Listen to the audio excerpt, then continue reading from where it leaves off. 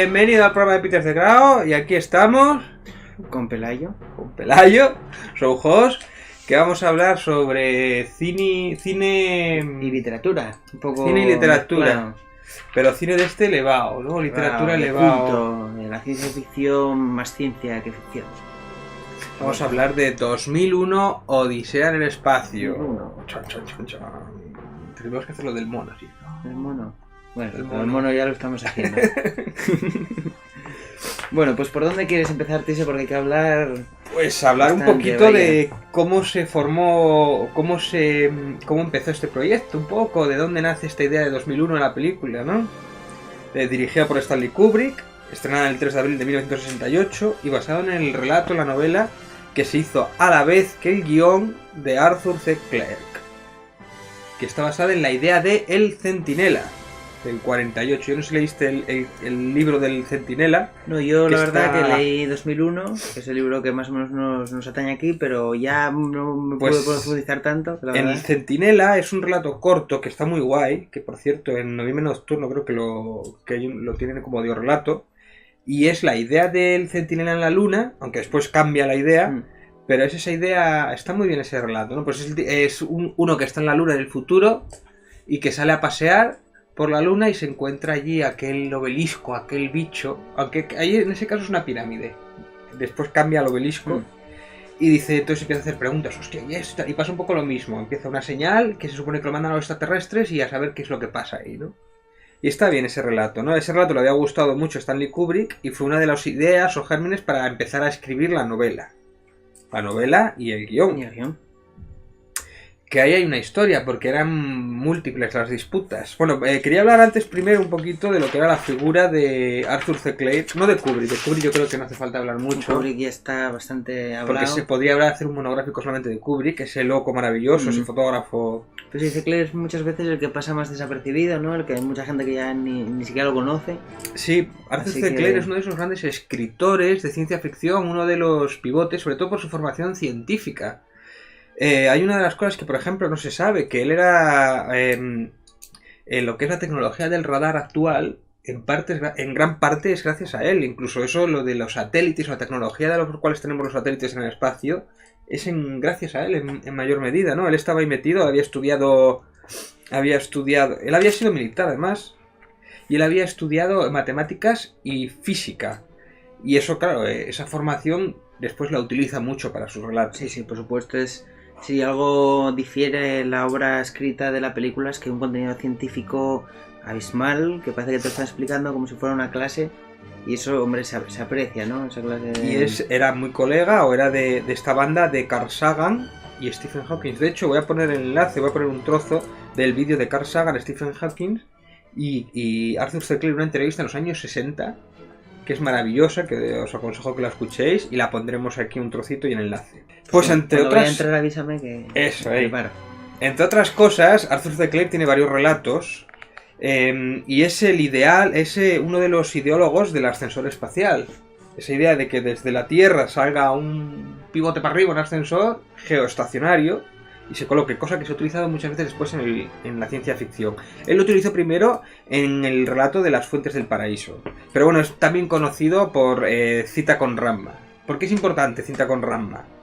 Si os acordáis de esa nave espacial, Oumuamua, pues esa historia tiene muchas similitudes con lo que él narró en Ramma. Ramma no el de un medio, Ramma el del libro, Y bueno, también tiene El fin de la infancia y La ciudad de las estrellas, que son relatos clásicos que prácticamente, pues hay que leer, ¿no? Ramma hay 3 partes, Pero bueno, la buena es la primera, las demás ya se le va un poco la pinza y tal.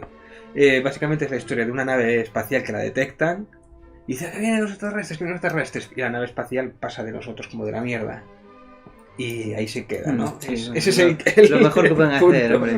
Lo que pasa es que sin después, ninguna duda. Después, pues es un poco lo que pasó aquí. Y además tiene la misma forma así alargada y todo eso. Pero bueno, están bien esos relatos. Lo que pasa es que son bastante metafísicos y igual no es para todos los públicos. Dicho esta entradilla, vamos ahí tanto con la película como en el libro, ¿no? Claro, yo he venido aquí a hablar de mi libro, Tiso.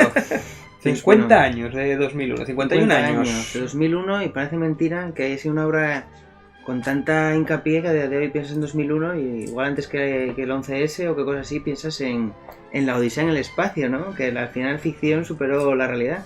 Yo fíjate si soy viejo, que yo me acuerdo que cuando era joven decía, joder, 2001, cuando eso ocurra, madre mía, ser adulto y responsable. ¿Seguiré teniendo pelo? Sigues, esto es de verdad, Bueno.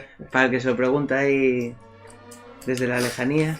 Pues 2001, fíjate, en plena Guerra Fría, hace una revolución desde el punto de vista de la ciencia ficción. La ciencia ficción moderna, visualmente en el cine, se entiende a raíz de 2001. Por supuesto, y bueno, luego lo que aparece después es la clara muestra de que fue el descorchar de un movimiento. Fue la idea de querer tomarse la ciencia ficción en serio en el cine. Es decir, hasta entonces existía como el planeta prohibido y tal, pero era otro tipo de ciencia ficción, o el Star Trek de la serie de televisión. Un poco más entretenimiento, más...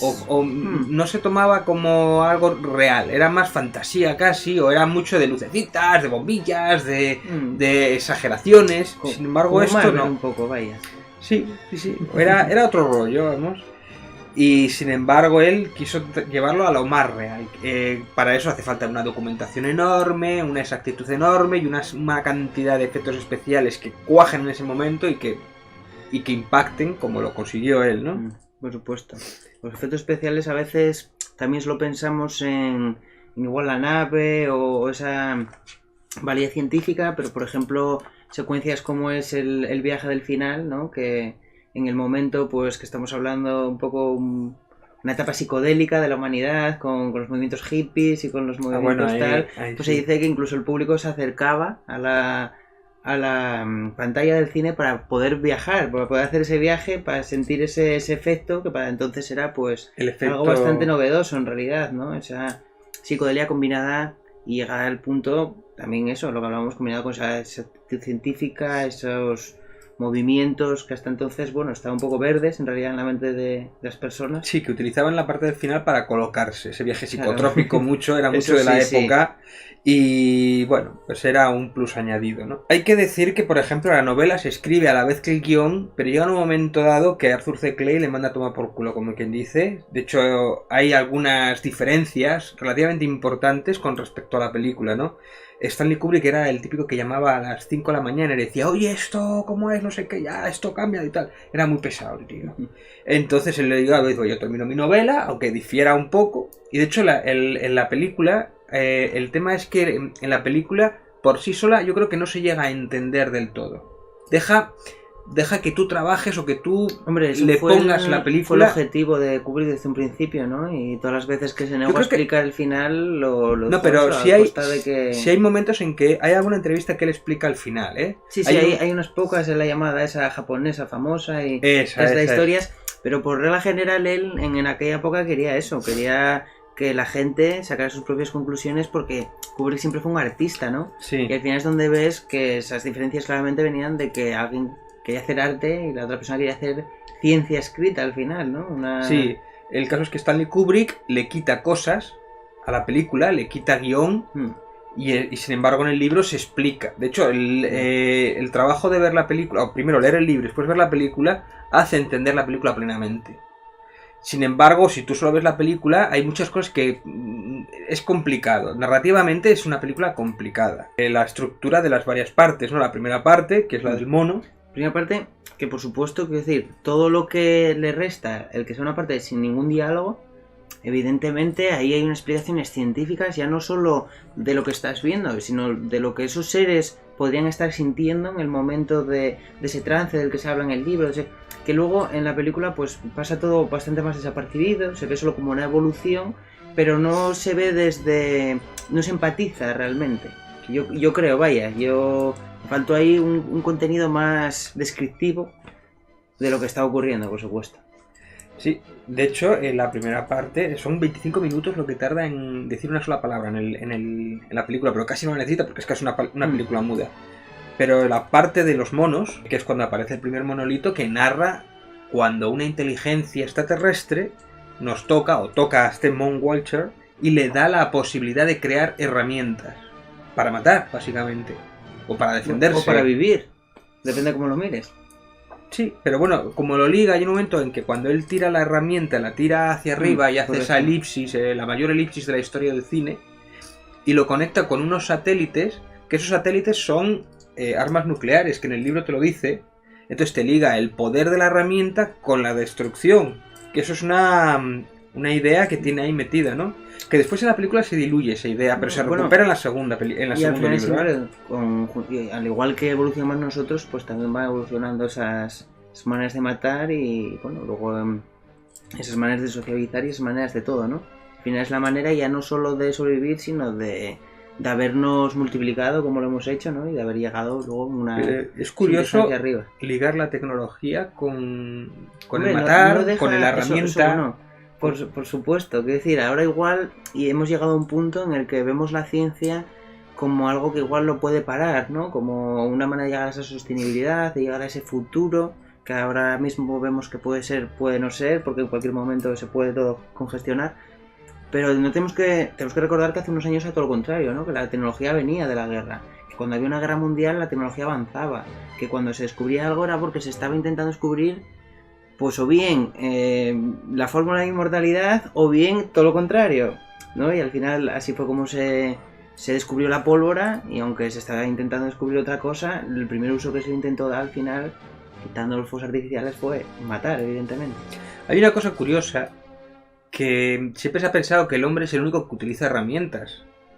Y no es del todo cierto. De hecho, hay últimos experimentos. Pájaros, hay aves que sí que usan palillos, sí, para sacar... Pero incluso, lo leí todavía hace poco en algún periódico, que hay algunos monos que sí que utilizan, por ejemplo, unas hojas para beber, o para romper un fruto, utilizan una piedra y se lo enseñan a sus hijos. Es decir, es una especie de protocultura. Ese artículo hablaba de que por culpa del hombre, esos monos estaban perdiendo esa cultura porque tenían miedo a utilizar las herramientas para hacer ruido, por alertar a los humanos, y entonces fueron presados. Era como que éramos culpables de que esos monos no evolucionaran más, ¿no? Pero bueno, viene a ser el germen, ¿no? ¿Qué es lo que nos diferencia? ¿Qué es lo que nos diferencia de los monos? ¿Es realmente la utilidad, el uso de las herramientas? En este punto él lo deja aquí claro. Pero bueno, que no es tan sencillo, ¿no? No sé, a ver, podrías decir que al final lo único que nos separa es tiempo, ¿no? Pero es evidente que no, porque ellos llevan tanto tiempo o más que nosotros. Entonces, pues achacarlo ya directamente, decir eso, sí hubo una influencia externa, sí hubo una influencia interna posterior, es decir, fuimos nosotros mismos de otro tiempo, que hay mucha gente que está convencida, ¿no?, de eso, de que el primer hombre bajará un Homo sapiens sapiens, o como mínimo un Homo sapiens sapiens sapiens, ¿no? Porque evidentemente más listo que nosotros tiene que ser si está bajando un platillo volante. Pero... antiguos astronautas. A lo que quiero llegar es que al final la evolución, si algo se ha aprendido de ello, es que viene dada por ciertas circunstancias. Y evidentemente, igual que estas circunstancias están o dicen que están impidiendo a estos monos evolucionar, tal vez nunca llegaríamos a obtener en su naturaleza esas circunstancias que sí que les permitieran evolucionar.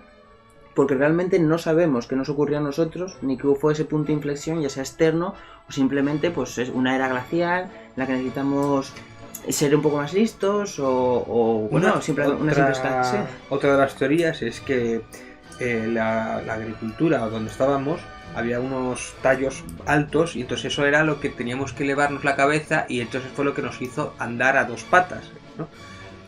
Puede ser cualquier cosa, quiero decir, no, hasta que no tengamos la tecnología para volver allí y verlo. Y otra cosa, que por ejemplo esta gente que le enseña a orangutanes o a monos los símbolos, hombre, para hablar, sí, y el vídeo que él del orangután diciéndole que la gente era mala, que tenían que cuidar el planeta, y pues no, anuncio, ¿no?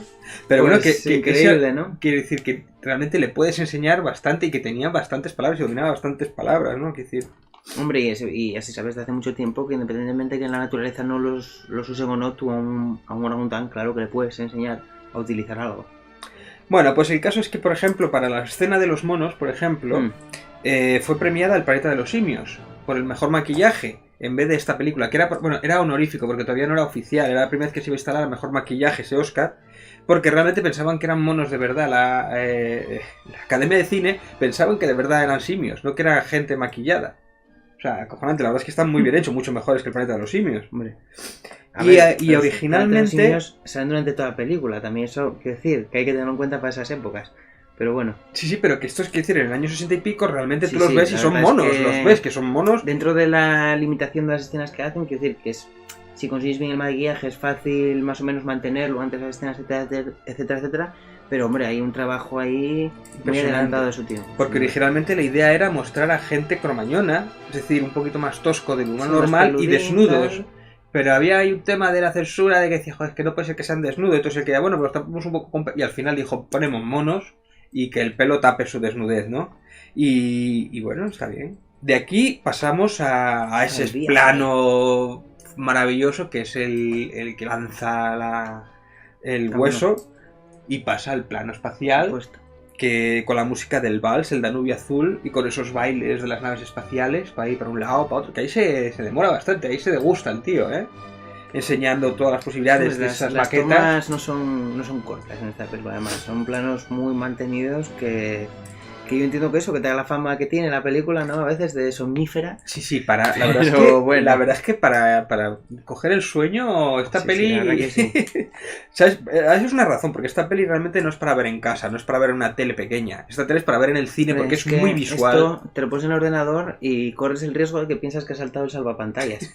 Quiero decir que hay que tomársela con pie, decir, bueno, hoy voy a ver esta película, ¿sabes? Y respirar hondo.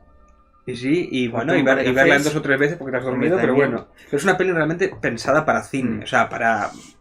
Sí, lo que hablamos antes. Además, para esa época que visual, la gente ya flipaba en colores, ¿sabes? Directamente con lo que estaba viendo en la pantalla. Además, daos cuenta que en ese momento no había habido nada similar, ¿no? Esas maquetas que ahora estamos acostumbrados o esos efectos especiales, no se había visto nunca nada parecido. Claro, porque ahora dices, estos son buenos, estos son malos, a raíz de que he visto esta que es mejor o a raíz de que... Pero aquella, claro, que es la primera vez que ves algo así, te tienes que dar boquiabierto, vaya. No, claro, es un impacto. Es una bofetada de... Sí. O sea, es un impacto y dices, hostia, esto se podía hacer en el 68, o sea, daos cuenta, porque después sí vimos Star Wars, vimos Star Trek, vimos muchas cosas, pero nacen de esta estética realista de aquí, o sea, aunque después cada uno hace sus variaciones, sí, les diré, pero las maquetas, aliens, todo. Tenéis que investigar un poco cómo funciona y cómo lo están intentando hacer los que lo están intentando hacer para... El realismo dentro de la ciencia ficción. Muy importante. Bueno, pues es la segunda parte de la película, que es cuando viajan hasta la luna, porque ahí algo ha pasado, que han hecho como, dice, hay un virus allí, entonces hay una parte que está cerrada, clausurada. Pues bueno, nos cogemos un taxi, vamos a la luna. Y... Ahí hay una de las frases que dice Arthur C. Clarke, que dice que en el futuro costará 9 euros subir al espacio. Pues yo creo que es lo que hace cuando sube. No, pero bueno, visto lo visto. ¿Cuánto es un euro en el futuro, no? ¿Y quién tiene 9 euros? El caso es que van hasta la luna y resulta que ahí hay un monolito que está allí. Que es como otro de los puntos en los cuales se supone que si el hombre toca el monolito o hace algo con el monolito, pues avisa a los alienígenas o a quien sea, a esas entidades, y de hecho es lo que ocurre, cuando tocan el monolito es cuando empieza a emitir... Claro, pero esta vez la historia es que está claro que el primer monolito lo que hace es dar un estímulo al humano, pero aquí es al revés. O sea, es el estímulo el que va hacia el monolito y Es que tampoco se explica. Después en los libros posteriores se explica un poquito más, pero tampoco te creas que te queda muy claro. Se supone que esto es como una señal que envía a la que está en Saturno y a su vez para que se abra el portal. Bueno, ahí hay una cosa que tampoco lo sabes muy bien. Claro, pero al final el monolito... Es una sonda. Que yo, por ejemplo, al principio estaba relativamente no convencido, pero bueno, yo creía que podría ser directamente esos seres. Y ya el hecho de que un ser de esos diga, bueno, voy a hibernar aquí, voy a esperar a que alguien me desentierre durante milenios, manda un poco de huevos. Pero es que entonces, quiero decir, ya pierde ese sentido. El que ya no es su cometido, ya no está ahí para darles información o para darles una cualidad, simplemente está allí esperando. Entonces eso al final... ¿Qué son? Son las herramientas de esos seres. Sí, es un artefacto alienígena. Son iPad. No, realmente no iPads. Sí. O sea, yo lo dejo aquí, lo pongo en modo si me tocan alarma. Stand-by. O lo voy a poner en modo enseñar a usar palo y lo tiro ahí. Y cuando lo tocaron. En el libro, creo que había, cuando lo tocan, el mono, cuando toca el monolito, hay como unas imágenes que pasan o algo así. Hay distintas fases, porque ellos primero se acercan y sienten como una presencia, sienten algo, pero no saben lo que es. Luego hay un momento que entran en trance y se ponen a bailar alrededor del monolito. Y durante el proceso ese sí que hay algunos que ya empiezan a hacer cosas, incluso como intentar hacer alguna palabra. Como casi que el monolito está midiendo hasta qué punto les puede enseñar y no les puede enseñar, y la capacidad de sus mentes y de su sistema neuronal.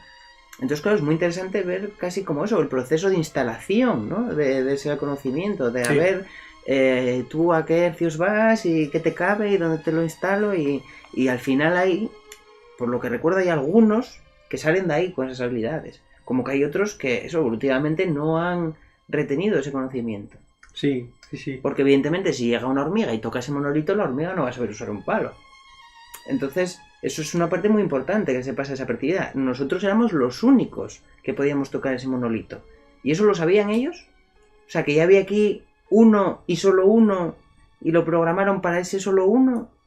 O que realmente dijeron yo dejo esto en todos los planetas y si realmente hay alguien que al tocar interactúa es porque es ese. Es que después en el tercer libro hablan un poco de eso. Claro, porque... Pero hablaremos un poco de eso después. Vale, está bien, está bien. Porque habla un poquito de eso también.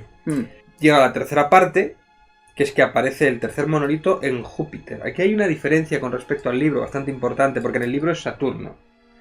Pero ¿por qué lo cambian la película? Por culpa de los anillos. No consiguieron que visualmente los anillos quedaran bien en cine. Entonces cambian el planeta a Júpiter. Son tres ideas muy difíciles, que a día de hoy igual así que ves del anillo así liso, que se acerca, que ves que son piedrecitas al final, pero bueno, aquella igual...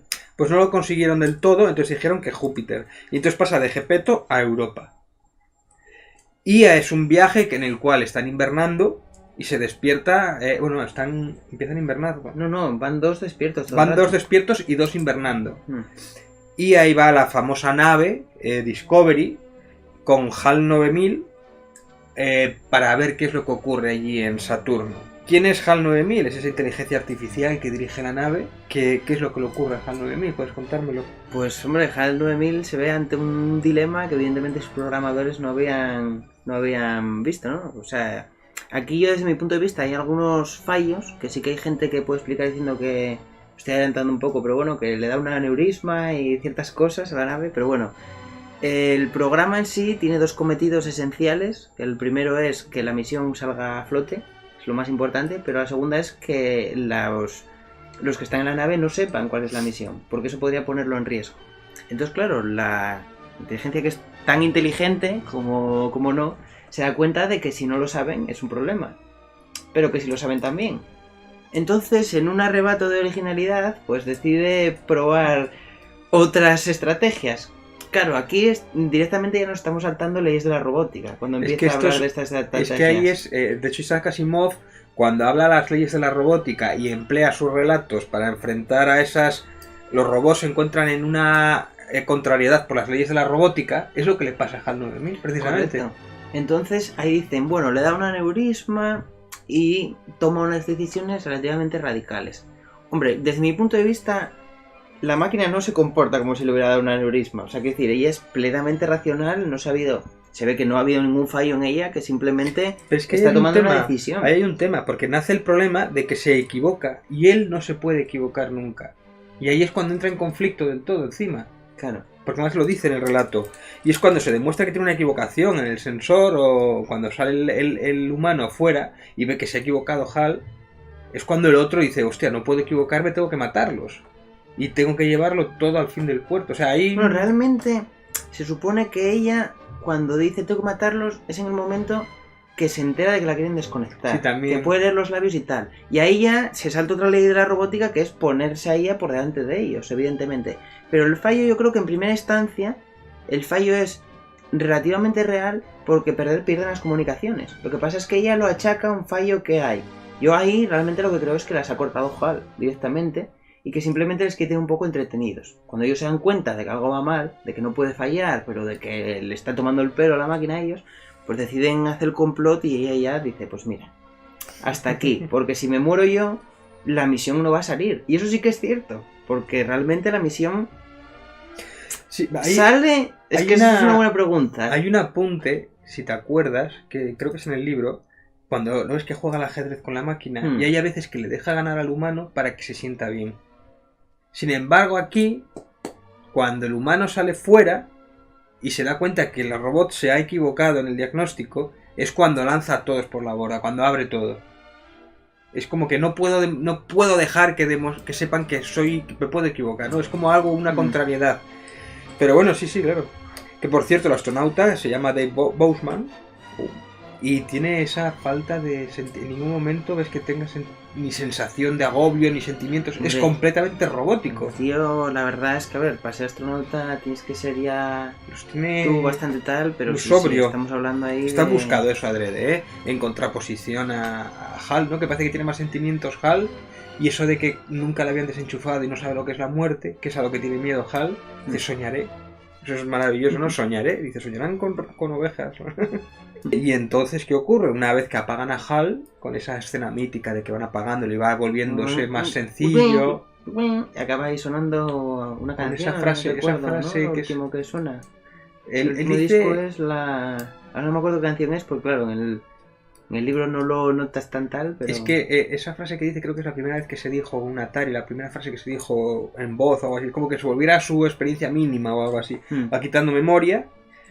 El caso es que finalmente consiguen llegar a Júpiter y encuentran el tercer monolito. Por ahí. Que está ahí en Europa. Por ahí. Pero ¿no? que por cierto es enorme. Es muchísimo más grande que los otros. Entonces el tío, pues en un momento dice, pues voy a salir fuera a dar un paseo. Pero ya que estoy aquí, ya que no puedo volver... Sí, porque en principio lo tiene jodido para volver. Pues ya que estoy aquí y tengo aquí algo que hacer, pues voy a hacerlo, ¿no? Se coge su nave y se mete para allá con, su nave pequeña. Y descubre que es una puerta estelar que le lleva por ahí de paseo. Un viaje un poco tripado. Que eso está en el relato está muy guay escrito porque él ve otras civilizaciones que hay por ahí y tal. Rojas, y no bueno, es el momento psicotrópico del relato y sobre todo de la película, ¿no? Y le lleva a esa habitación como de hotel en el cual se supone... Sí, en el cual ahí pues pasan todas esas situaciones y aquí es cuando la gente dice, no sé qué cojones está pasando. Final de los finales más... Me he tomado un tripi, esto que me lo expliquen, ¿qué significa toda esa parte? Dímelo tú, que lo sabes mejor. Hombre, yo puedo explicarte desde el punto de vista teórico de Kubrick, ¿no? Que es que él pues llega y es captado por esos seres, ¿no? Que han dejado todas esas pistas a lo largo de la historia y pues tras una especie de espera en un ámbito que se ve que es claramente artificial, ¿no? Pensado para su posible gusto, pues él envejece en una línea temporal muy abstracta que podríamos achacar a que, no es el tiempo de la Tierra, no es el tiempo como estamos acostumbrados a verlos, incluso él puede estar en unos momentos, ya sabemos que el tiempo es relativo, entonces, ellos evidentemente también lo sabían y lo aprovecharon para mostrar ahí como esa... Chicos, de estar fuera de casa y ni siquiera el tiempo es igual, ¿no? Y cuando finalmente muere en su cama, pues se ve como la gente queda boca abierta, a ver, un feto ahí, un embrión... El niño de las estrellas. El niño de las estrellas que tiene una cara de esquizo... ¿Pero qué simboliza? ¿Qué es lo que simboliza todo eso? Se supone que es lo que hablamos antes, igual, ¿no? El Homo sapiens sapiens sapiens, ¿no? Como o un nuevo paso... La siguiente gama que está llegando... De una manera muy abstracta, porque lo lógico sería que llegara con otro monolito, ¿no? Que llegara con otro contacto, que igual incluso con el de la Luna, que fuera el siguiente paso. Ahora que habéis llegado aquí, pues venga, y evolucionáis otra vez, ¿sabes? Cuando lleguéis a Marte hay otro, a ver cuántos niveles pasáis. Pero no, llega con un embrión, de una manera mucho más darwiniana, porque supongo que se llega a la Tierra, pum, y se meterá en un útero, vaya. A ver, en principio es eso, es como el siguiente paso de la evolución. Claro. Si el primer paso era cuando el mono toca al monolito, cuando llega allí es como que se convierte en una especie de ser de luz, de luminoso. Dicen también que hay una teoría que es que cae en Smallville. Sí, o Goku, ¿no? Como Goku igual también. Y ahí se acaba la película, ahí sí, dice... Ya dijeron, si queréis más, pues esperéis a que sacamos la siguiente. Y todo lo que eso significa, ¿no? Pues ahí habla de toda la... de quiénes somos, de dónde venimos y todo eso que nos preguntamos siempre. Es metafísica. Es una explicación. bastante fantasiosa, ¿no? Habrá el que la defienda a muerte, como no, pero bueno, nos quedamos... Pero bueno, yo creo que esta es una de esas pelis que hay que ver, sí o sí, si te gusta el cine, si te gusta la ficción, es te gusta que la es buena, obligatorio, vaya, claro. te gusta la de verdad, no los tiros ahí Si te contra gusta tiros, Guardianes de sí. Galaxia, pues esta no tiene nada que ver, claro. Claro, ahí estamos. Pero igual te gustan las anteriores. Porque se podría recobrar ahí un poco el cine retro al final, no deja de ser con menos efectos especiales, pero al final... Planeta Prohibido, yo aconsejo Planeta Prohibido, maravillosa, con Leslie Nielsen de joven, te flipas. Sí, mi tía era muy fan de... Tengo un caso, una temporada de Espacio 1999. Qué clásicas esas, sí. Con la luna rodando ahí por la... Sí, que si yo por vi ahí de 2 o paseo... 3, pero yo creo que eso ya es demasiado para... Metía miedo, sí, bueno, Perdidos en el Espacio y toda aquella. Bueno, es el único Oscar que tiene Kubrick a Mejor Director. Curioso, ¿no? Y lo de IBM y HAL, que eran las letras anteriores, eso pues no lo sabe nadie. Y otra cosa curiosa es que en el espacio no pone sonido. El sonido es muy importante en esta película, o la falta de sonido en algunos momentos, Y ¿no? la banda sonora también, la incorporación de piezas tan clave, vaya, que luego bueno, son historia del cine a día de hoy. Sí, voy a decir algunas de las frases míticas a Arthur C. Clarke, que le gustaba mucho, que decía... En concreto, luego cuando acabes, a ver si aparece por ahí. Vale, dice, la nueva era espacial y la nueva era de cualquier cosa tiene que pasar inevitablemente por una revolución energética. Por supuesto. Estoy seguro de que el universo está lleno de vida inteligente, simplemente ha sido demasiado inteligente como para no venir aquí. Esa es otra frase también. Dice, la tragedia más grande de toda la historia de la humanidad probablemente sea el secuestro de la moral por parte de la religión. Dice, existen dos posibilidades, que estemos solos en el universo o que no lo estemos. Ambas son igual de terroríficas. Y después tiene las 3 leyes de Clarke, de Arthur C. Clarke, que son curiosas, que dice, cuando un científico distinguido, pero de edad avanzada, afirma que algo es imposible, casi con toda seguridad está en lo cierto. Dice, cuando afirma que algo es imposible, muy probablemente se equivoca. Y segunda ley, dice, la única manera de descubrir los límites de lo posible es aventurarse un poco más allá de dichos límites, en lo imposible. Y la tercera, porque a mí esta frase es mágica, me parece... Te da de pensar además, dice, cualquier tecnología suficientemente avanzada es indistinguible de la magia. Hombre, para la gente suficientemente no avanzada, ¿no? Podríamos decir. Efectivamente. Al final, lo que es evidente es que la tecnología es una herramienta, pero es necesario un cambio cultural con ella, ¿no? Es decir, al igual que por meter tecnología en tu negocio ya no va a funcionar genial, sin más, tienes que enseñar a tus empleados a usarla, pero al final el mundo es un poco igual, ¿no? Esta frase, viniendo de un escéptico como Arthur C. Clarke, es muy utilizada para la teoría de los alienígenas ancestrales y todo esto, ¿no? Hombre, es como que no pueden asimilar la tecnología si no tienes un nivel cultural o una evolución cultural suficiente. Eso, por supuesto, pero bueno, nosotros... llegaré al punto en que entendamos eso, no sé, yo creo que en cierto modo ya lo hemos... Yo quiero pensar que ya lo hemos entendido, ¿no? Bueno, depende, no sé, a ver, cuando vengan aquí algunos, pues Ahora, ya te lo diré, a ver lo que nos traen. Hay mucha gente que dice, ¿no? Y ojalá vengan porque si no, puede quedar aquí un poco... Y vamos a hablar un poquito por encima nada más de 2 libros más que hay. Bueno, de 2010, de 3 libros más que hay. 2010, La Odisea 2, que también hay una película bastante interesante, bastante distinta, con otro tono completamente distinto, mucho más accesible. Ya no es Kubrick el director, y aquí es una película más convencional y te explica bastantes cosas de la película anterior. La típica que dice, vamos a hacer una película para explicar la anterior. Aquí es cuando te explica lo de HAL, el problema que ha tenido por el cual ha hecho lo que ha hecho, ¿no? Entró en conflicto, lo obligaron a entrar en conflicto y van en busca de la nave que quedó del Boseman. Van a hacer una nave, van hasta allí en una nave, con una nave tripulada tanto por rusos como por americanos, en plena Guerra Fría. Están ahí como a punto de pegarse y tal, pero hay una nave rusa que está preparada y quiere ir un americano porque es el único que puede acceder a la nave y bueno.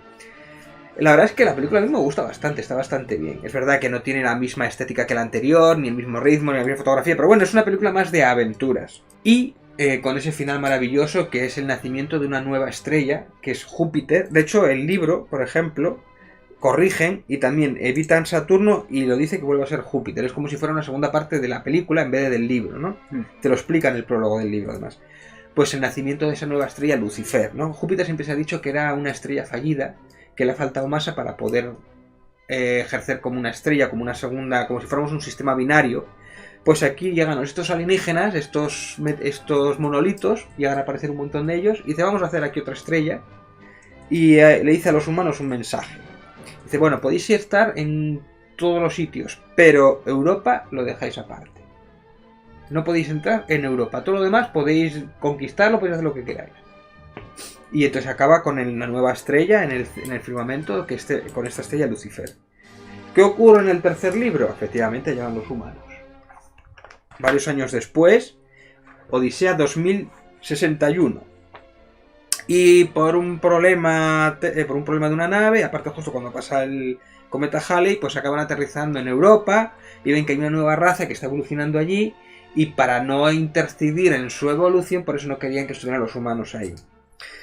Y también está 3001, que es Odisea Final, escrita en 1997, que es una utopía, 1000 años y pico después, en el cual el protagonista de las anteriores novelas, Frank Poppel, es rescatado que estaba por ahí flotando en el espacio, y lo restauran, lo reviven. Y bueno, pues como que tenían miedo de que otros alienígenas, la sonda que habían enviado en su momento explicando que estos humanos eran o no dignos de ser salvados o no, porque era una de las teorías que dicen, esto le mandan información y estos son unos bárbaros, hay que eliminarlos, sobre todo porque han entrado en Europa. Dice, bueno, pero ya no hacemos eso, vamos a intentar evitar que esa sonda llegue, porque igual llegan los alienígenas y nos destruyen. Y habla sobre esa utopía en el futuro y tal. Esta es bastante densa, esta parte, ¿eh? O sea que en realidad yo recomiendo leer el primero y el segundo. Y estos, bueno, ya si te quedas con ganas de leerlos. Y se rumorea que algún día habrán películas de Odisea 3 o algo así. Pero bueno, estos eternos proyectos. Hombre, viendo cómo va el cine y hacia qué caminos va, otra Odisea no creo que la tengamos en mucho tiempo, ¿eh? Bueno, nunca se sabe. De hecho, era un proyecto que tenía Tim Robbins. Creo que era uno de los interesados, ¿eh? Pero bueno, no lo acabo de conseguir. Son películas bastante densas, de ciencia ficción profunda, además muy tecnológicas. Porque además esto le pasa un poco con Ranma. A medida que va avanzando en su edad, son más filosóficas. Tienes que preparar un poco al público con las anteriores, y ahora que hay como un salto tan largo desde las primeras, pues como que el público ya no está preparado. Bueno. Tú ahora si sacas una nueva de Star Wars, intentando complicarlo un poco, te lo van a comprar mucho mejor que si vuelves algo tan antiguo, ¿no? Bueno, repetimos, aconsejada la película, y es de las películas que hay que ver, historia 100%. Del cine. El libro está muy bien, sobre todo para entender la película, también la aconsejo, es un relato muy cortito. Hombre, y avanza mucho. Y mira, con reacción, antes de que cierres, que no me dejas decir mi frase, Dime. Hay un momento en el libro que es imperceptible en la película, que es cuando la Discovery, para llegar más rápido a su viaje a Saturno, coge impulso con la órbita, ahora no recuerdo muy bien si de Marte o de un cuerpo celeste, y evidentemente por las leyes de la física sabemos que al coger ese impulso ha dejado una parte de su fuerza en ese planeta, aunque sea